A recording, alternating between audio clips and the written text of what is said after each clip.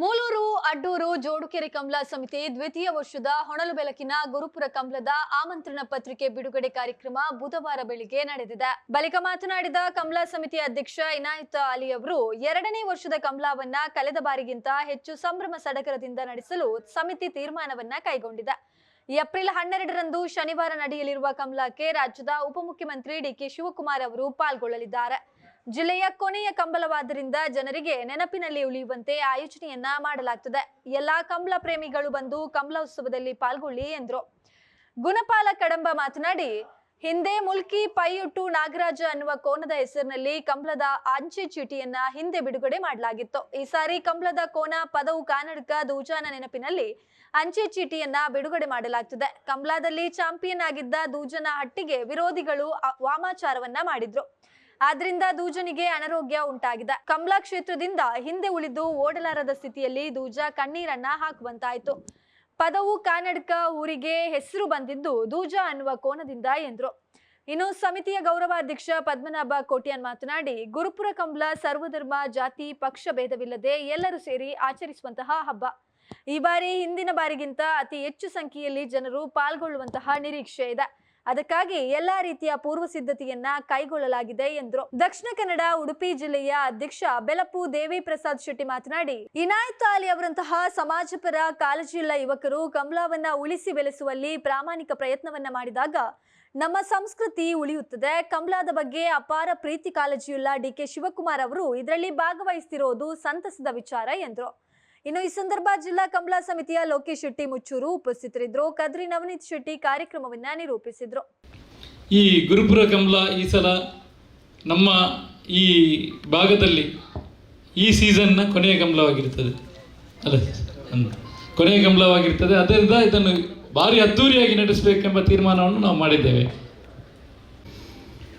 ಅದಲ್ಲದೆ ನಮ್ಮ ಬೆಳಗಿನಿಂದ ರಾತ್ರಿ ತನಕ ಹಗಲಿರುಳು ಯಕ್ಷ ಸಂಭ್ರಮಾಚರಣೆ ನಡೀಲಿಕ್ಕೆ ಇದೆ. ವಸುಂಧರ ಯಕ್ಷಗಾನ ಅಕಾಡೆಮಿಯಲ್ಲಿ ಒಂದು ಪ್ರಾಯೋಜಕದಲ್ಲಿ ಈ ಕಾರ್ಯಕ್ರಮ ನಡೀಲಿಕ್ಕೆ ಇದೆ.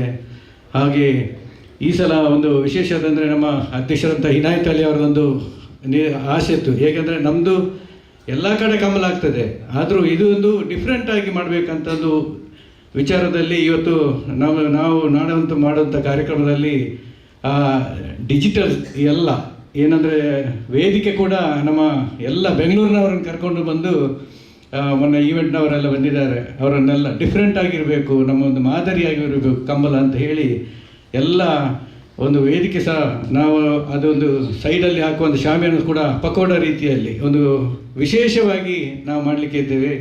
ಹಾಗೆ ಒಂದು ಕಡೆಯ ಕಂಬಳ ಒಂದು ಇತಿಹಾಸದ ಪುಟದಲ್ಲಿ ಸೇರಬೇಕು ಅಂತ ಒಂದು ನಿರೀಕ್ಷೆ ಉಂಟು. ನಮ್ಮ ಇನಾಯತ್ ಅಲಿ ಅವ್ರದ್ದು ಆಸೆ ಕೂಡ ಉಂಟು. ಹಾಗೆ ಡಿ ಕೆ ಶಿವಕುಮಾರ್ ಸಹ ಸ್ವಲ್ಪ ವಿಳಂಬ ಆಯಿತು, ಯಾಕೆಂದರೆ ಈ ಆಮಂತ್ರಣ ಪತ್ರಕ್ಕೆ ಬಿಡುಗಡೆ ಮಾಡಬೇಕಿದ್ರೆ ನಮ್ಮದು ಸ್ವಲ್ಪ ಲೇಟ್, ಅಂದರೆ ಈ ಕಾರ್ಯಕ್ರಮಕ್ಕೋಸ್ಕರ ಸ್ವಲ್ಪ ಲೇಟ್ ಆಯಿತು. ದೇವಪ್ರಸಾದ್ ಶೆಟ್ಟಿ ಬಂದಿದ್ದಾರೆ, ಅವರಿಗೆ ಸ್ವಾಗತ ಮಾಡ್ತಾ ಎಲ್ಲರೂ ಈ ಕಾರ್ಯಕ್ರಮ ಸಕ್ರಿಯವಾಗಿ ಭಾಗವಹಿಸಬೇಕಂತ ವಿನಂತಿ ಮಾಡ್ತಾ ಇದ್ದೀನಿ. ಇದರ ದ್ವಿತೀಯ ವರ್ಷದ ಗುರುಪುರ ಕಂಬಳದ ಈ ಒಂದು ಕಂಬಳ ಆಮಂತ್ರಣ ಪತ್ರದ ಬಿಡುಗಡೆಯ ಸಮಾರಂಭ. ಈ ಕಾರ್ಯಕ್ರಮದಲ್ಲಿ ಕಂಬಳ ಸಮಿತಿಯ ಅಧ್ಯಕ್ಷರು, ಜನಪ್ರಿಯವಾದಂಥ ಸಾಮಾಜಿಕ ಕಾರ್ಯಕರ್ತರು, ನಮ್ಮ ಕಂಬಳದ ಬಗ್ಗೆ ವಿಶೇಷವಾದಂಥ ಆಸಕ್ತಿಯನ್ನು ಅದಕ್ಕೆ ನಿರಂತರವಾಗಿ ಸಹಕಾರ ನೀಡ್ತಾ ಬಂದಿರುವಂಥ ಶ್ರೀ ಇನಾಯತ್ ಅಲಿ ಅವರು ಹಾಗೂ ನಮ್ಮ ಕಂಬಳ ಸಮಿತಿಯ ಕಾರ್ಯಾಧ್ಯಕ್ಷರು ಹಿರಿಯರು ಆದಂಥ ಗುಣಪಾಲ್ ಕಡಂಬರವರು ಹಾಗೂ ನಮ್ಮ ಕಂಬಳ ಸಮಿತಿಯ ಪ್ರಧಾನ ಕಾರ್ಯದರ್ಶಿ ಆತ್ಮೀಯರಾದಂಥ ಲೋಕೇಶ್ ಶೆಟ್ಟಿ ಮುಚ್ಚೂರವರು, ನಮ್ಮ ನಮ್ಮ ಕಂಬಳ ಸಮಿತಿಯ ಗೌರವಾಧ್ಯಕ್ಷರಾದಂಥ ಪದ್ಮನಾಭ ಕೋಟ್ಯಾನ್ರವರು, ನಮ್ಮ ವಿಶೇಷವಾಗಿ ಈ ಕಂಬಳ ಸಮಿತಿಗೆ ನಿರಂತರವಾಗಿ ದುಡಿಯುತ್ತಿರುವಂಥ ವಿನಯ ಗುರುಪುರ ಅವರು, ನಮ್ಮ ಕುಡ್ಲದ ಅವರು ಕೂಡ ಕಂಬಳಗೆ ವಿಶೇಷವಾಗಿ ನಿರಂತರವಾಗಿ ಸಹಕಾರ ನೀಡಿಕೊಂಡು ಕಂಬಳವನ್ನು ಅಂತಾರಾಷ್ಟ್ರೀಯ ಮಟ್ಟದಲ್ಲಿ ಪ್ರೋತ್ಸಾಹ ಮಾಡಿಕೊಂಡು ಬಂದಿರುವವರು ನಮ್ಮ ನವನೀತ್ ಶೆಟ್ಟಿ ಕದ್ರಿಯವರು. ಹಾಗೂ ಎಲ್ಲ ಕಂಬಳ ಸಮಿತಿಯ ಪದಾಧಿಕಾರಿಗಳು ಇಲ್ಲಿ ಉಪಸ್ಥಿತರಿದ್ದರೆ, ನಮ್ಮ ಪತ್ರಿಕಾಗೋಷ್ಠಿಯ ಮಿತ್ರರು ತಾವು ಉಪಸ್ಥಿತರಿದ್ದೀರಿ. ಈಗಾಗಲೇ ನಮ್ಮ ಹೆಚ್ಚಿನ ಕಂಬಳಗಳೆಲ್ಲ ಈ ವರ್ಷದ ಮುಕ್ತಾಯ ಆಗ್ತಾ ಬಂದಿದೆ. ಇನ್ನೊಂದು 3-4 ಕಂಬಳಗಳು ಉಳಿದಿದೆ. ಇಲ್ಲ ಇನ್ನು ನಮ್ಮ ಗುರುಪುರದ್ದು ಕೊನೆಯ ಕಂಬಳ ಆದರೂ ಕೂಡ ಮತ್ತೆ ಪುನಃ ನಮ್ಮ ಬೈಂದೂರಲ್ಲಿ ಕಂಬಳ ಮಾಡಬೇಕು ಅಂತ ಭಾಳ ಉಮೇದಿಂದ ನಮ್ಮ ಕುಂದಾಪುರ ಆ ಸೈಡ್ನವರು ಕೂಡ ಕಂಬಳದ ಕರೆಯ ಕೆಲಸವನ್ನು ಪ್ರಾರಂಭ ಮಾಡಿದ್ದಾರೆ. ಏಪ್ರಿಲ್ ತಿಂಗಳಲ್ಲಿ ಮಾಡ್ತೇವೆ ಅಂತ. ನಮ್ಮ ಶಿವಮೊಗ್ಗದಲ್ಲೂ ಕೂಡ ಕಂಬಳ ಮಾಡ್ತೇವೆ ಅಂತ ಅವರು ಹೊರಟಿದ್ದಾರೆ. ಕೆಲವು ಕಾನೂನಿನ ತೊಡಕಿಂದ ಸ್ವಲ್ಪ ವಿಳಂಬ ಆಗಿದೆ. ಆದ್ದರಿಂದ ಈ ಸಲದ ಕೊನೆಯ ಕಂಬಳ ನಮ್ಮ ಪಟ್ಟಿಯಲ್ಲಿ ಜಿಲ್ಲಾ ಕಂಬಳ ಸಮಿತಿಯಿಂದ ನೀಡಿರುವಂಥ ಕಂಬಳ ಗುರುಪುರ ಕಂಬಳ.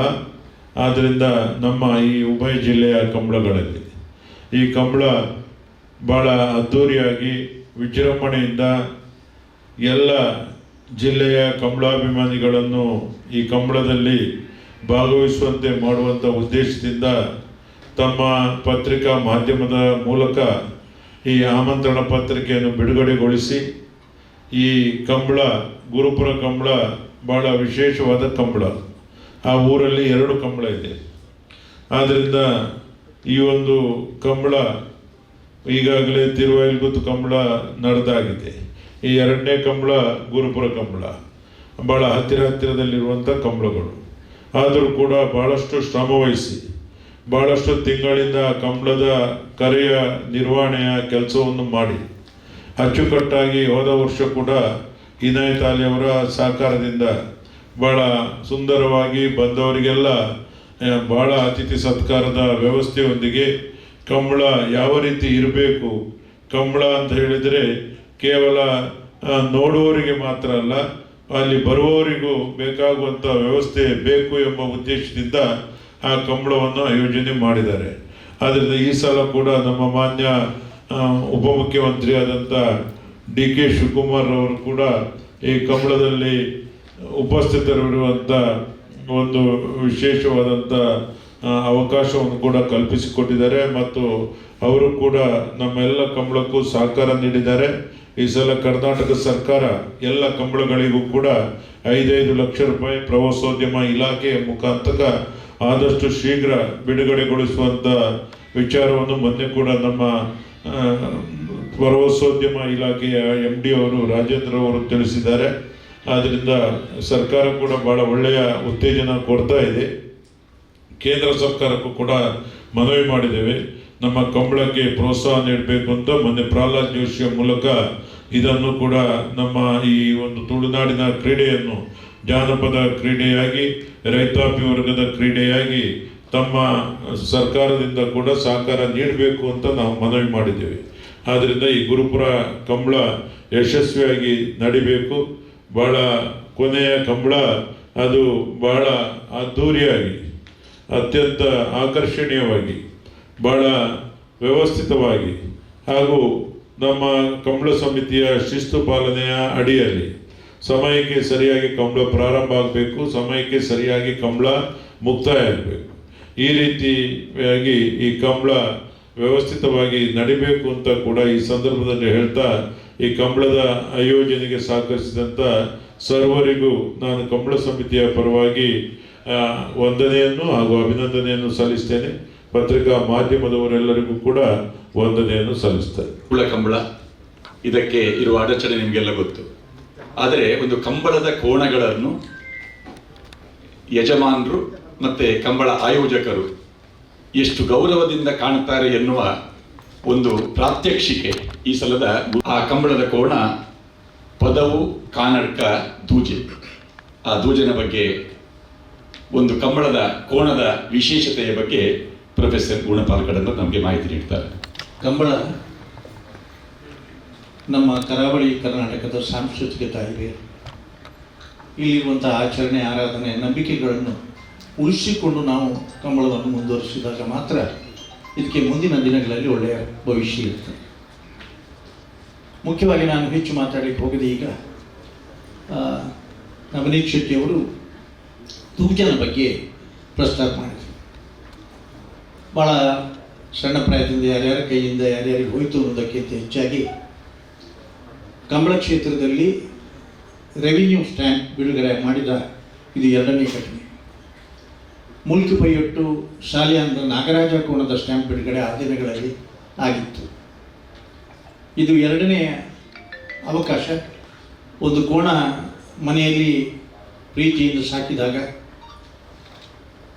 ಪ್ರಾಯಶಃ ಪದವು ಕರ್ನಾಟಕದವರಿಗೆ ಒಂದು ಚಾಂಪಿಯನ್ಶಿಪ್ ತಂದು ಕೊಟ್ಟಂತಹ ಕೋಣಗಳಲ್ಲಿ ದೂಜ ಮತ್ತು ಎರ್ಮುಂಡೆಯ ಮೋಡ ಎರಡು ಕೋಣಗಳು ಬಹಳ ಪ್ರಸಿದ್ಧವಾದಂತಹ ಕೋಣಗಳು. ಓಟಗಾರರು ಒಂದು ಬಹುಮಾನ ಪಡೆಯುವುದು ಹೇಗೆ ಸಾಧ್ಯ ಅಂದರೆ ಓಡುವುದು ಬೇರೆ, ಓಡಿಸುವುದು ಬೇರೆ. ಆ ಓಡುವುದು ಓಡಿಸುವುದು ಒಟ್ಟಿಗೆ ಆದಾಗ ಮಾತ್ರ ಆತ ಬಹುಮಾನ ಪಡೆಯುವುದಕ್ಕೆ ಸಾಧ್ಯ ಆಗ್ತದೆ. ಅಷ್ಟು ಓಡಬೇಕು ಅಂತಾದರೆ ಮನೆಯಲ್ಲಿ ಕೋಣಗಳನ್ನು ಸಾಕುವಂಥ ರೀತಿ ನೀತಿಯು ಕೂಡ ಇರ್ತದೆ. ಪ್ರಾಯಶಃ ಅದನ್ನು ಅಷ್ಟೇ ವ್ಯಾಯಾಮ ಮಾಡಿಸಿ ಕೊಡುವಂಥ ಆಹಾರ ನಮಗೆ ಆ ಕೋಣದಿಂದಾಗಿ ನಾವೆಲ್ಲ ಯಾವತ್ತೂ ಕೂಡ ಹೇಳುವುದಿದೆ, ಕಂಬಳದಿಂದಾಗಿ ನಾವು ದೊಡ್ಡವರಾಗಿದ್ದೇವೆ, ನಮ್ಮಿಂದಾಗಿ ಕಂಬಳ ದೊಡ್ಡದು ಆದದ್ದಲ್ಲ. ಕೊಡಬೇಕಾದಂಥ ಎಲ್ಲ ಪ್ರೋತ್ಸಾಹವನ್ನು ಕೊಟ್ಟಾಗ ಸಾಧ್ಯ ಆಗ್ತದೆ.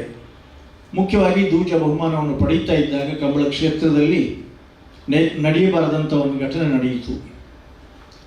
ಅವರ ಹಟ್ಟಿಗೆ ಒಂದು ವಾಮಾಚಾರದ ಪ್ರಯೋಗವೂ ಕೂಡ ನಡೆಯಿತು ಅನ್ನೋದಕ್ಕೆ ಸಾಕ್ಷ್ಯಾಧಾರ ಸಹಿತವಾಗಿ ಅದನ್ನು ಅವರು ಪ್ರಚುರಪಡಿಸಿದರು.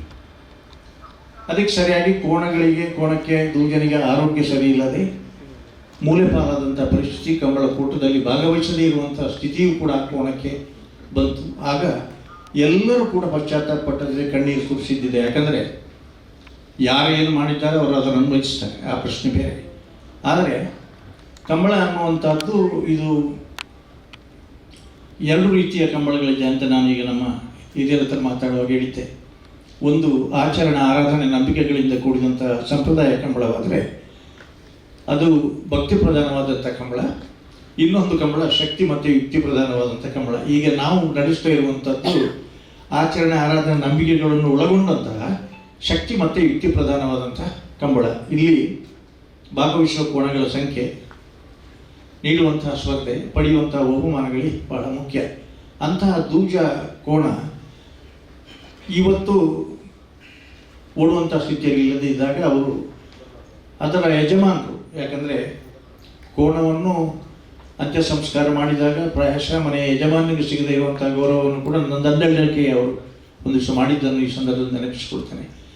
ಬಹುಮಾನ ಪಡೀತಾ ಇದ್ದಾಗ ಮಾತ್ರ ಯಜಮಾನಿಗೆ ಅದರ ಬಗ್ಗೆ ಪ್ರೀತಿ ವಿಶ್ವಾಸ ಇರುವುದಲ್ಲ, ನಂತರವೂ ಕೂಡ ಅದನ್ನು ನಿವೃತ್ತಿ ಮಾಡಿದಾಗ ಬಂಟ್ವಾಳದ ಕಂಬಳದಲ್ಲಿ ಬಹಳ ದೊಡ್ಡ ರೀತಿಯಲ್ಲಿ ಸನ್ಮಾನ ಕಾರ್ಯಕ್ರಮ ದೂಜನಿಗೆ ನಡೆಯಿತು. ಇಲ್ಲಿ ನಾವು ನೆನಪಿಸಬೇಕಾದಷ್ಟೇ, ನಮ್ಮಲ್ಲಿರುವಂಥ ಮಾನವೀಯತೆಯ ಗುಣ. ಪ್ರಾಯಶಃ ಪದವು ಕರ್ನಾಟಕದವರಿಗೆ ಇವತ್ತು ಕಂಬಳ ಕ್ಷೇತ್ರದಲ್ಲಿ ಎಷ್ಟು ದೊಡ್ಡ ಹೆಸರು ಬಂದು ಆ ಮಟ್ಟಕ್ಕೆ ಅವರು ಉದ್ಯಮಿಗಳಾಗಿದ್ದರು, ಪ್ರದೇಶದಲ್ಲಿದ್ದಾರೆ, ಬೇಕಾದಷ್ಟು ಸಂಪಾದನೆ ಇರ್ಬೋದು. ಆದರೂ ಕೂಡ ಪದವು ಕರ್ನಾಟಕದ ಹೆಸರು ಇವತ್ತು ಪ್ರಪಂಚದಲ್ಲಿ ಅಥವಾ ಕಂಬಳ ಕ್ಷೇತ್ರದಲ್ಲಿ ಪರಿಚಯ ಆಗಬೇಕಾದ್ರೆ ಅದರಲ್ಲಿ ಮುಖ್ಯ ಕಾರಣ ದೂಜ ಕೋಣ ಕೂಡ. ಯಾಕೆ ಅಂತ ಹೇಳಿದರೆ, ಆ ಕೋಣಕ್ಕೆ ತೊಂದರೆ ಆದಾಗ ಜನ ಅದು ಕಣ್ಣೀರು ಇಟ್ಟದ್ದು, ಪಶ್ಚಾತ್ತಾಪ ಪಟ್ಟದ್ದು, ಅಥವಾ ಯಾರು ಮಾಡಿದ್ದಾರೆ ಆ ಥರ ಅವರಿಗೆ ಶಪಿಸಿದ್ದು, ಇದೆಲ್ಲವನ್ನು ಕೂಡ ನಾವು ಪ್ರತ್ಯಕ್ಷವಾಗಿ ಕಂಡವರು, ಹತ್ತಿರದಿಂದ ಅದನ್ನು ನೋಡಿದವರು, ಅವರ ಬಗ್ಗೆ ವಿಚಾರಿಸಿದವರು. ಆ ದೂಜನ ಬಗ್ಗೆ ಹೇಳ್ತಾ ನಾನು ಮುಂದೆಯೂ ಕೂಡ ಹೇಳಿದ್ದೆ, ಕಂಬಳಕ್ಕೆ ಯಾಕೆ ಗೌರವ ಬಂತು ಇನಾಯತ್ ಅಲಿ ಅಂತವರು ಅಥವಾ ಅದಕ್ಕೆ ಸಂಬಂಧಪಟ್ಟಂತಹ ಎಲ್ಲ ವ್ಯಕ್ತಿಗಳು ಇದ್ದಾಗ ಕಂಬಳಕ್ಕೆ ಒಂದು ತೂಕ ಬರ್ತದೆ. ಹಾಗೆಯೇ ದೂಜನನ್ನವರು ನಿವೃತ್ತಿ ಮಾಡಿದರು ಅನ್ನುವಾಗ ನನಗೆ ಸಂದರ್ಶನ ಕೊಡುವಾಗ ನಾನು ಒಂದು ಮಾತು ಹೇಳಿದ್ದೆ, ಇಂತಹ ಸಂಸ್ಕಾರವಂತರು ಇರುವುದರಿಂದ ಕಂಬಳಕ್ಕೆ ಗೌರವ ಇದೆ. ಯಾಕೆ ನಾನು ಇದನ್ನು ನೆನಪಿಸ್ತೇನೆ ಅಂತ ಕೇಳಿದರೆ, 1995 ಉಭಯ ಜಿಲ್ಲೆಗಳಲ್ಲಿ ಜಿಲ್ಲಾ ಪಂಚಾಯತಿನ ಅಧ್ಯಕ್ಷರಾಗಿದ್ದವರೊಬ್ಬರು ಮಹಿಳೆ, ಹೆಸರು ಹೇಳಲಿಕ್ಕೆ ಹೋಗುವುದಿಲ್ಲ ನಾನು. ಮೂಲ್ಕಿ ಸೀಮೆಯ ಅರಸು ಕಂಬಳಕ್ಕೆ ಅವರಿಗೆ ಪ್ರವೇಶ ಇರಲಿಲ್ಲ, ಅವರು ಬರಲಿಲ್ಲ. ಇವತ್ತು ಮಹಿಳೆಯರನ್ನು ನಾವು ಇಲ್ಲಿ ಕಾಣ್ತಾ ಇದ್ದೇವೆ ಬಹಳ ಖುಷಿಯಿಂದ. ಯಾಕೆಂದರೆ ಆ ಕಾಲದಲ್ಲಿ ಹೆಂಗಸರು ಕಂಬಳಕ್ಕೆ ಹೋದರೆ ಜೋಡು ರಂಗಪೂಜೆ ಮಾಡಿಸಬೇಕು ಅನ್ನುವಂಥ ನಂಬಿಕೆಯ ಕಾಲ. ಸರಿ ತಪ್ಪು ನನಗೆ ಬೇಕಾಗಿಲ್ಲ. ಆದರೆ ಇವತ್ತು ಏನಾಗಿದೆ ಅಂದರೆ ಯಾವುದೇ ಜಾತಿ ಮತಭೇದವಿಲ್ಲದೆ ಶ್ರೀಮಂತರು ಬಡವರನ್ನು ತಾರತಮ್ಯ ಇಲ್ಲದೆ ಸಕುಟುಂಬ ಸಮೇತರಾಗಿ ಬಂದು ನೋಡುವಂತಹ ಏಕೈಕ ಜಾನಪದ ಕ್ರೀಡೆ ಇದೆ, ಅದು ಕಂಬಳ ಮಾತ್ರ. ಇಂತಹ ಪರಿಸ್ಥಿತಿಯಲ್ಲಿ ನನ್ನೊಂದು ಮಾತಾಡೋ ಸಂದರ್ಭದಲ್ಲಿ ನಾನೊಂದು ಮಾತು ಹೇಳಿದ್ದೆ, ದೂಜನನ್ನು ಇವತ್ತು ನಿವೃತ್ತಿ ಮಾಡಿದರೂ ಕೂಡ ಕಂಬಳ ಕ್ಷೇತ್ರದಿಂದ ಅವರು ನಿವೃತ್ತಿ ಆಗಬಾರ್ದು. ನಿವೃತ್ತಿ ಆಗದೆ ಇವತ್ತು ಮುಂದೆ ಒಂದು ದಿನ ಸಣ್ಣ ಕೋಣೆಗಳನ್ನಾದರೂ ಅವರು ಕಟ್ಟುವಂಥ ಮನಸ್ಸು ಮಾಡಬೇಕು. ಯಾಕೆಂದರೆ ನಮಗೆ ಅಂಥ ವ್ಯಕ್ತಿಗಳು ಬೇಕು ಕಂಬಳಕ್ಕೆ. ನನಗೆ ಒಂದು 55ನೇ ವರ್ಷ ಇದನ್ನು ಕಂಬಳ ಕ್ಷೇತ್ರದಲ್ಲಿ ಪೊಲೀಸ್ನವರ ಇಲಾಖೆಯವರಿಗೆ ಒಂದು ಮಾತು ಹೇಳೋದು ಯಾವಾಗಲೂ, ಇಷ್ಟು ವರ್ಷದಲ್ಲಿಯೂ ಕೂಡ ಒಬ್ಬರೇ ಒಬ್ಬ ಪೊಲೀಸ್ನವರಿಗೆ ಒಂದು ನಿಮಿಷದ ಕೆಲಸ ಬರಲಿಲ್ಲ ಕಂಬಳದಲ್ಲಿ. ಅಂದರೆ ಕಂಬಳದ ಜನ ಸುಸಂಸ್ಕೃತರು, ಏನೇ ಸಮಸ್ಯೆ ಇದ್ದರೂ ಅವರು ಸುಧಾರಿಸಿಕೊಳ್ತಾರೆ. ಯಾಕಂದರೆ ಅದಕ್ಕೆ ದೈವೀಯ ಅನುಗ್ರಹ ಇದೆ, ಶುಭಾಶಯಗಳಿದೆ, ಅಲ್ಲಿ ಸೇರುವ ಸಜ್ಜನರ ಸಹವಾಸ ಇರುವುದರಿಂದ ಇದು ಸಾಕಾಯಿತು. ಅದಕ್ಕೆ ಸರಿಯಾಗಿ ದೂಜನಿಗೆ ಅವರು ರಿಟೈರ್ಮೆಂಟ್ ಮಾಡಿದರೂ ಕೂಡ ಮೊನ್ನೆ ದಿನ ಕಂಬಳದಲ್ಲಿ ಒಂದು ಕೋಣಗಳನ್ನು ತಗೊಂಡು ಒಂದು 15 ದಿವಸ ಮನೆಯಲ್ಲಿ ಕಟ್ಟಿ ಕಂಬಳದಲ್ಲಿ ಪ್ರಥಮ ಬಹುಮಾನ ಜೂನಿಯರ್ ವಿಭಾಗದಲ್ಲಿ ಆವರೆಗೆ ಎಲ್ಲ ಗೆದ್ದ ಕೋಣಗಳನ್ನು ತೋರಿಸಿ ಪ್ರಥಮ ಬಹುಮಾನವನ್ನು ಪಡೆದರು. ಅದು ದೂಜ ಅಭಿಮಾನಿ ಬಳಗ ಅಂತೇಳಿ ಒಂದು ಅಭಿಮಾನಿ ಬಳಗವನ್ನು ಕಟ್ಟಿಕೊಂಡು ಆ ಅಭಿಮಾನಿ ಬಳಗದವರು ಆ ಬಹುಮಾನವನ್ನು ಪಡೆದರು. ನಾನು ಹೆಚ್ಚು ಮಾತಾಡದೆ, ಅದು ಅವರ ಕುಟುಂಬದ ಒಬ್ಬ ಸದಸ್ಯನಾಗಿದ್ದು. ಅದಕ್ಕಿಂತ ಹೆಚ್ಚಾಗಿ ಕಂಬಳ ಅಭಿಮಾನಿ ಬಳಗದಲ್ಲಿ ಈ ಕೋಣಗಳಿಗೂ ಸನ್ಮಾನ ಆಗುವುದು ಅಂತಿದೆ, ಇದೇನು ಹೊಸ್ತಲ್ಲ. ಬಜಗೋಳಿಯ ಕಂಬಳದ 10ನೇ ವರ್ಷ ಸಂದರ್ಭದಲ್ಲಿ ನಿಪ್ಪಳ್ಳಿಯ ಜೀವನದಾರಿಗರ ಜಯಗೋಪಾಲ ಕೋಣಕ್ಕೆ ಮೊದಲು ಸನ್ಮಾನ ಆಯಿತು. ಆನಂತರ ನಮ್ಮ ಅಭಿಯಾನ ಪ್ರಾರಂಭ ಆದದ್ದೇ ನಮ್ಮ ಕುಡ್ಲದವರಿಂದ ಅವ್ರದ್ದು ದಮನೇಶ್ ಶೆಟ್ಟರು ಮತ್ತು ನಾವು ಸುಕುಮಾರ್ ಶೆಟ್ಟರು ಅಭಿನಂದಿಕೂರಿನ ಕಂಬಳಕ್ಕೆ ಹೋದಾಗ ಅಲ್ಲಿ ಆ ಕೋಣದ ಒಂದು ಸಂದರ್ಶನ ಮಾಡಿದ ನಂತರ ಪ್ರತಿ ವಾರ ಕಂಬಳದವರ ಒಂದು ಬಗ್ಗೆ, ಕಂಬಳದ ಬಗ್ಗೆ, ಕಂಬಳದ ಕೋಣಗಳ ಬಗ್ಗೆ, ವ್ಯವಸ್ಥಾಪಕರ ಬಗ್ಗೆ ಎಲ್ಲ ಬೆಳಕು ಚೆಲ್ಲುವಂಥ ಕೆಲಸವನ್ನು ನಮ್ಮ ಕುಡ್ಲ ತಂಡದವರು, ಮುಖ್ಯವಾಗಿ ನವನೇಶ್ ಶೆಟ್ಟರ ಮೂಲಕ ಅದು ನಡೀತಾ ಇದೆ. ಇವತ್ತು ಕೋಣಗಳ ಬಗ್ಗೆಯೂ ಕೂಡ ಅದು ಚೆನ್ನ ಆಗ್ಬೋದು, ದೂಜ ಆಗ್ಬೋದು, ಅಥವಾ ತಾಟೆ ಆಗ್ಬೋದು, ನಮ್ಮ ನಂದಳಿಕೆಯವರ ಕೋಣ, ಬೇರೆ ಬೇರೆ ಹಟ್ಟಿಯಿಂದ ಬಂದ ಕೋಣಗಳಾದರೂ ಕೂಡ ಜನ ನೆನಪಿಸಿಕೊಳ್ಳುವ ರೀತಿಯಲ್ಲಿ, ಮರೆಯಲಾರದ ರೀತಿಯಲ್ಲಿ ಕಂಬಳ ಕ್ಷೇತ್ರದಲ್ಲಿ ಅವರ ಅಭಿಮಾನ. ಮುಖೇಶ್ ಅಂತ ಇದ್ದ, ಕೆಲವು ಕೋಣಗಳು ಕಂಬಳದಲ್ಲಿ ಓಡ್ತಾ ಇದ್ದರೆ ಅಥವಾ ಕರೆಯಲ್ಲಿದ್ದರೆ ಕ್ಯಾಂಟೀನ್ನವರಿಗೆ 5 ರೂಪಾಯಿ ವ್ಯಾಪಾರ ಇಲ್ಲ, ಅರ್ಧ ಗಂಟೆ ಆದರೂ ಕೂಡ ಜನ ಅದನ್ನೇ ಕಾಯ್ತಾ ಇರ್ತಾರೆ, ಈ ಕೋಣ ಯಾವಾಗ ಬರ್ತದೆ ಅಂತ. ಅಭಿಮಾನಿ ಬಳಗವನ್ನು ಹೊಂದಿದ್ದ ಅಂಥ ದೂಜನಿಗೆ ಸನ್ಮಾನವೂ ನಡೆದಿದೆ. ಆದರೆ ಪ್ರಾಯಶಃ ಅವರಿಗೆ ಒತ್ತಡ ಕೂಡ ಹೆಚ್ಚಿರಬೇಕು. ಇವತ್ತು ಸ್ಟ್ಯಾಂಪ್ ಬಿಡುಗಡೆ ಆಗ್ತದೆ ಅಂದರೆ ಕಂಬಳ ಕ್ಷೇತ್ರಕ್ಕೆ, ಯಾಕಂದರೆ ಕಂಬಳದ ಸಿನಿಮಾ ಬಿಡುಗಡೆ ದಿನಾಂಕ ಆಗಿದೆ. ಅಲ್ಲಿಯೂ ಕೂಡ ಸ್ಟ್ಯಾಂಪ್ ಬಿಡುಗಡೆ ಅದು ಬೇಕು ಅಂತ ಕೇಳ್ತಾ ಇದ್ರು ನಾಗರಾಜ್ ಅಂದು, ಅದನ್ನು ಸಂಗ್ರಹಿಸಲಿಕ್ಕೆ ಪ್ರಯತ್ನ ಮಾಡ್ತಾ ಇದ್ದೇವೆ. ಇಂಥ ಒಂದು ದೂಜನಿಗೆ ಸನ್ಮಾನದ ಒಟ್ಟಿಗೆ ಶಾಶ್ವತವಾದ ಸನ್ಮಾನ ಅಂದರೆ ಸ್ಟ್ಯಾಂಪ್ಗೆ ಬಿಡುಗಡೆ ಆಗುವಂಥ ಕೆಲಸ, ಆ ಕೆಲಸ ಮುಂದಕ್ಕಾಗಲಿ. ದೂಜನಂತಹ ಕೋಣಗಳನ್ನು ಹೊಂದುವಂತಹ, ಅದಕ್ಕಿಂತಲೂ ದೂಜನಂತಹ ಕೋಣಗಳ ಯಜಮಾನರನ್ನು ಪಡೆಯುವಂತಹ ಭಾಗ್ಯ ಈ ಕಂಬಳಕ್ಕೆ ಮತ್ತೆಯೂ ಕೂಡ ಬರಲಿ ಅನ್ನೋ ಮಾತುಗಳೊಂದಿಗೆ ನನ್ನ ಅಭಿಪ್ರಾಯ ಮುಕ್ತ ಮಾಡ್ತೇನೆ. ಇರುತ್ತದೆ. ಈ ಮಾಹಿತಿಯನ್ನು ಪ್ರಧಾನ ಕಾರ್ಯದರ್ಶಿ ಲೋಕೇಶ್ ಮಂಚೂರ್ ಅವರು ನೀಡುತ್ತಾರೆ. ವೇದಿಕೆಯಲ್ಲಿರುವಂಥ ದಕ್ಷಿಣ ಕನ್ನಡ ಉಡುಪಿ ಉಭಯ ಜಿಲ್ಲೆಗಳ ಅಧ್ಯಕ್ಷರಾಗಿರುವಂಥ ಬೆಳಪು ಡಾಕ್ಟರ್ ದಿವ್ಯಪ್ರಸಾದ್ ಶೆಟ್ಟಿಯವರೇ, ಇನಾಯತ್ ಅಲಿಯವರೇ, ಗುಣಪಾಲ್ ಕಡಂಬರೆ, ಪದ್ಮನಾಭ ಕೋಟಿಯಂತವರೇ, ಹಾಗೂ ವೇದಿಕೆಯಲ್ಲಿರುವಂಥ ಎಲ್ಲ ಹಿರಿಯರೇ. ಈ ಸಬ್ ಜೂನಿಯರ್ ವಿಭಾಗ ಅಂತ ಹೇಳಿದ್ರೆ ಇದು ವೇದಿಕೆಯಲ್ಲಿ ಮಾತಾಡುವಂಥ ವಿಷಯ ಅಲ್ಲ. ಆದರೂ ಕೂಡ ನನಗೆ ಹೇಳಿದ್ರು ವೇದಿಕೆಯಲ್ಲಿ ಮಾತಾಡಬೇಕು ಅಂತೇಳಿ. ಆದರೆ ಇವತ್ತಿನ ದಿನ ಭಾಳ ಒಳ್ಳೆಯದಂತ ಕಾಣ್ತದೆ. ಇವತ್ತು 3 ಗಂಟೆಗೆ ಅಧ್ಯಕ್ಷರ ನೇತೃತ್ವದಲ್ಲಿ ಒಂದು ಮೂಡಬಿದ್ರೆಯಲ್ಲಿ ಸಮಿತಿಯ ಒಂದು ಚರ್ಚೆ ನಡೆಯಲಿಕ್ಕಿದೆ. ಈ ಚರ್ಚೆಯಲ್ಲಿ ಈ ಪ್ರಸ್ತಾಪವನ್ನು ನಾವಲ್ಲಿ ಇಡ್ತೇವೆ. ಈ ಗುರುಪುರ ಕಂಬಳದಲ್ಲಿ ಜಾಸ್ತಿ ಹೆಚ್ಚಿನ ಮಟ್ಟದಲ್ಲಿ ಕಿರಿಯ ಕೋಣಗಳಿದೆ ಸಬ್ ಜೂನಿಯರ್. ಇದನ್ನು ಸಮಿತಿಯವರು, ಗುರುಪುರ ಸಮಿತಿಯವರು ನಮಗೆ ರಿಕ್ವೆಸ್ಟ್ ಮಾಡ್ತಾ ಇದ್ದಾರೆ, ನಮಗೆ ಒಂದು 36 ಜೊತೆ ಕೋಣಗಳನ್ನಾದರೂ ಓಡಿಸಲಿಕ್ಕೆ ಒಂದು ಅನುಮತಿಯನ್ನು ಕೊಡಬೇಕು ಅಂತೇಳಿ. ಅದಕ್ಕೆ ನನ್ನ ಒಬ್ಬನ ನಿರ್ಧಾರ ಇಲ್ಲಿ ಸರಿಯಲ್ಲ ಅಂತ ನನ್ನ ಭಾವನೆ. ಅಧ್ಯಕ್ಷರಿದ್ದಾರೆ. ಇವತ್ತು 3 ಗಂಟೆಗೆ ನೀವು ದಯವಿಟ್ಟು ನಿಮ್ಮ ಒಂದು 5 ಜನ ಅಲ್ಲಿಗೆ ನೀವು ಬರಬೇಕು. ಬಂದು ಇದನ್ನು ನೀವು ಅಲ್ಲಿ ಪ್ರಸ್ತಾಪ ಮಾಡಬೇಕು. ಮಾಡಿದ ಮೇಲೆ ನಾವಲ್ಲಿ ತೀರ್ಮಾನವನ್ನು ಕೈಗೊಳ್ತೇವೆ. ಅಂತ ಹೇಳಿದ್ರೆ ಕೆಲವು ಶಿಸ್ತುಗಳನ್ನು ಕಂಬಳ ಸಮಿತಿ ಅಳವಡಿಸಿಕೊಂಡಿದೆ. ಬೈಲದಲ್ಲಿ. ಅದರಲ್ಲಿ ಸಬ್ ಜೂನಿಯರ್ ವಿಭಾಗದ ಕೋಣಗಳನ್ನು ಸ್ಪರ್ಧೆಗೆ ತರಬಾರ್ದು ಅಂತೇಳಿ ನಾವು ಮಾತಾಡಿಕೊಂಡಿದ್ದೇವೆ. ಈಗ ವೇದಿಕೆಯಲ್ಲಿ ನಾನು ಪ್ರಧಾನ ಕಾರ್ಯದರ್ಶಿಯಾಗಿ ನನಗೊಂದು ಇದಿದೆ, ಜವಾಬ್ದಾರಿ ಇದೆ. ಆದ ಕಾರಣ ನಾನು ಈ 3 ಗಂಟೆಗೆ ಈ ಕೋಣಗಳನ್ನು ಹೇಗೆ ಓಡಿಸುವುದು, 36 ಜೊತೆಯನ್ನು ಹೇಗೆ ನಾವು ಭರಿಸುವುದು ಅಂತೇಳಿ ದೊಡ್ಡ ಮುಖ್ಯ ಇದೆ. ಕೋಣಗಳು 195 ಜೊತೆ 200 ಜೊತೆ ಕೋಣಗಳಿವೆ ಸಬ್ ಜೂನಿಯರ್. ಹಾಗೆ ಈ ಕೋಣಗಳನ್ನು 36 ಜೊತೆ ನಾವು ಹೇಗೆ ಕಂಬಳಕ್ಕೆ ತರಿಸುವುದು? ಈಗ 100 ಜೊತೆ ಬಂದು ಏನು ಮಾಡೋದು? ಬಂದಮೇಲೆ ಹಿಂದೆ ಕಳಿಸ್ಲಿಕ್ಕೆ ಅಂತ ಆಗುವುದಿಲ್ಲ. ಒಳ್ಳೆಯ ರೀತಿಯ ಕಂಬಳ ನಡೆಸಬೇಕು ಅಂತೇಳಿ ನೀವೆಲ್ಲ ತೀರ್ಮಾನಿಸಿಕೊಂಡಿದ್ದೀರಿ. ಆದ ಕಾರಣ ನಾವು 3 ಗಂಟೆಗೆ ಇದರ ಬಗ್ಗೆ ನಾವು ಮಾತಾಡ್ತೇವೆ. ವಿನಂತಿ ಅವರೇ, ನೀವು ದಯವಿಟ್ಟು ಈ ಕಂಬಳ ಸಮಿತಿಯ ನೀವು ಪದಾಧಿಕಾರಿಗಳಲ್ಲಿ ಬಂದು ಇದನ್ನು ಚರ್ಚೆಯಲ್ಲಿ ಮಾಡಿ ನಾವು ಇದರ ಬಗ್ಗೆ ಮಾತಾಡಲಿಕ್ಕೆ ಇಚ್ಛಿಸ್ತೇವೆ. ಧನ್ಯವಾದಗಳು. ಇವತ್ತು ನಡೆದಂತಹ ಆಮಂತ್ರಣ ಪತ್ರಿಕೆ ಬಿಡುಗಡೆ ಕಾರ್ಯಕ್ರಮಕ್ಕೆ ಆಗಮಿಸಿದ ನಮ್ಮ ಕಂಬಳ ಜಿಲ್ಲಾ ಸಮಿತಿಯ ಅಧ್ಯಕ್ಷರು, ನಮ್ಮ ಆತ್ಮೀಯರಾದಂತಹ ದೇವಿಪ್ರಸಾದ್ ಶೆಟ್ಟರಿಗೆ ನಾನು ವಂದನೆಯನ್ನು ಸಲ್ಲಿಸ್ತಾ ಇದ್ದೇನೆ. ಅದೇ ರೀತಿ ನಮ್ಮ ಕಂಬಳ ಸಮಿತಿಯ ಕಂಬಳದ ಒಂದು ಭೀಷ್ಮ ಅಂತ ಹೇಳಿದ್ರೆ ತಪ್ಪಾಗಲಿಕ್ಕಿಲ್ಲ, ಗುಣಪಾಲ ಕಡಂಬರು ಅವರು ನಮ್ಮ ಜೊತೆಗೆ ಬಂದು ಹಲವಾರು ವಿಷಯಗಳನ್ನು ಚರ್ಚೆ ಮಾಡಿದ್ದಾರೆ. ಅವರಿಗೂ ಕೂಡ ಈ ನಮ್ಮ ಮೂಳೂರು ಅಡ್ಡೂರು ಕಂಬಳ ಸಮಿತಿ ವತಿಯಿಂದ ಅಭಿನಂದನೆ ಸಲ್ಲಿಸ್ತಾ ಇದ್ದೇನೆ. ಅದೇ ರೀತಿ ನಮ್ಮ ಗೌರವ ಅಧ್ಯಕ್ಷರಾದ ಪದ್ಮನಾಭ ಕೋಟ್ಯಾನ್ರವರಿಗೂ, ನಮ್ಮ ಲೋಕೇಶ್ ಮುಚ್ಚೂರವರಿಗೂ, ಅದೇ ರೀತಿ ನಮ್ಮ ಸಮಿತಿಯ ಸ್ಥಾಪಕ ಅಧ್ಯಕ್ಷರಾದ ರಾಜ್ಕುಮಾರ್ ಶೆಟ್ಟಿ ಅವರು, ಕಾರ್ಯಾಧ್ಯಕ್ಷರಾದ ಜಗದೀಶ್ ಶೆಟ್ಟಿ ಮಾನೆಬೆಟ್ಟು ಗುತ್ತೂರವರು, ಯಶವಂತ್ ಶೆಟ್ಟಿ ಬಳ್ಳೂರು ಗುತ್ತು, ಅದೇ ರೀತಿ ನಮ್ಮ ಮಾಜಿ ಜಿಲ್ಲಾ ಪಂಚಾಯತ್ ಸದಸ್ಯರಾದ ಮಲ್ವಿನ್ ರವರಿದ್ದಾರೆ, ಪದ್ಮನಾಭ ಕೋಟ್ಯಾನ್ರಿದ್ದಾರೆ, ಗಣೇಶ್ ಪೂಜಾರಿ ಅವರಿದ್ದಾರೆ, ವಿನಯ್ ಶೆಟ್ಟಿ ಇದ್ದಾರೆ.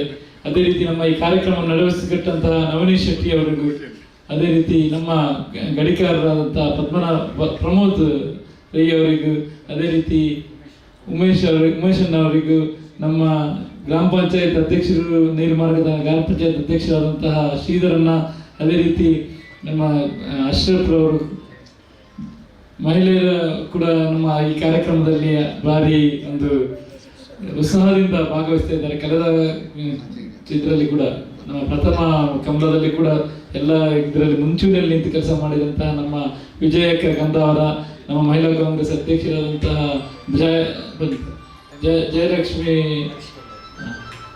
ಜಯಲಕ್ಷ್ಮಿ ಅವರು, ನಮ್ಮ ಜಯಂತಿ ಅಕ್ಕ, ಅದೇ ರೀತಿ ನಮ್ಮ ಹರೀಶ್ ಭಂಡಾರಿ ಅವರು, ಅದೇ ರೀತಿ ಎಲ್ಲ ಬೇರೆ ಎಲ್ಲ ಕೆಲವರು ಹಿಂದೆ ಎಲ್ಲ ಇದ್ದಾರೆ. ನಮ್ಮ ರೋಹಿತ್ ರವರಿದ್ದಾರೆ, ನಮ್ಮ ಕಾರ್ಪೊರೇಟರ್ ನಾಮಿನೇಟೆಡ್ ಕಾರ್ಪೊರೇಟರ್ ಆದಂತಹ ಶ್ರೀ ಕಿಶೋರ್ ಕುಮಾರ್ ಶೆಟ್ಟಿ ಅವರಿದ್ದಾರೆ, ಅದೇ ರೀತಿ ಕೀರ್ತಿರಾಜ್ ಅವರಿದ್ದಾರೆ. ಎಲ್ಲರನ್ನೂ ಕೂಡ ತನ್ಯಪ್ಪ ಪೂಜಾರಿ ಅವರಿದ್ದ ನಮ್ಮ ಮುಂಡಿತಾಯ ದೇವಸ್ಥಾನದ ಟ್ರಸ್ಟಿ ಆದಂಥದ್ದು. ಇಲ್ಲಿ ನಮ್ಮ ಒಂದು ಆಸೆ ಇದೆ, ಈ ಕಾರ್ಯಕ್ರಮವನ್ನು ಭಾರಿ ಅದ್ದೂರಿಯಾಗಿ ಇದು ಕಂಬಳೋತ್ಸವ ಅಂತ ಇದೆ, ಕಂಬಳೋತ್ಸವದ ಜೊತೆಗೆ ಒಂದು ಹಬ್ಬವಾಗಿ ಆಚರಿಸಬೇಕು ಅಂತ ನಮ್ಮ ಒಂದು ಆಸೆ. ಇದು ಈ ಊರಿಗೆ ಒಂದು ಹಬ್ಬ ಆಗಬೇಕು ಅಂತ. ಅದಕ್ಕಾಗಿ ಇದು ನಮಗೆ ಇಲ್ಲಿ ನಮ್ಮ ಕಾರ್ಯಕ್ರಮ ಬರುವಂತ DK ಶಿವಕುಮಾರ್ ಅವರು ಬಂತ ಅಂತ ಹೇಳಿದ್ರೆ ಅದೊಂದು ಹಬ್ಬ ಅಂತಾನೆ. ಅದೇ ರೀತಿ ಅವರು ಕೂಡ ಒಂದು ಉತ್ಸಾಹದಿಂದ ಭಾಗವಹಿಸ್ತಾ ಇದ್ದಾರೆ. ಅದ್ರ ಜೊತೆಗೆ ನಮ್ಮ UT ಖಾದರ್ ಅವರು, ದಿನೇಶ್ ಕುಂಡ್ರ ಅವರು ಎಲ್ಲರೂ ಬರ್ತಾ ಇದ್ದಾರೆ. ತಾವೆಲ್ಲರೂ ಬಂದು ಭಾಗವಹಿಸಿ ಕುಟುಂಬ ಸಮೇತ ಬಂದು ನಮಗೆ ಸಹಕರಿಸಿ ಅಂತ ಕೇಳ್ಕೊಳ್ತಾ ಇದ್ದೇನೆ.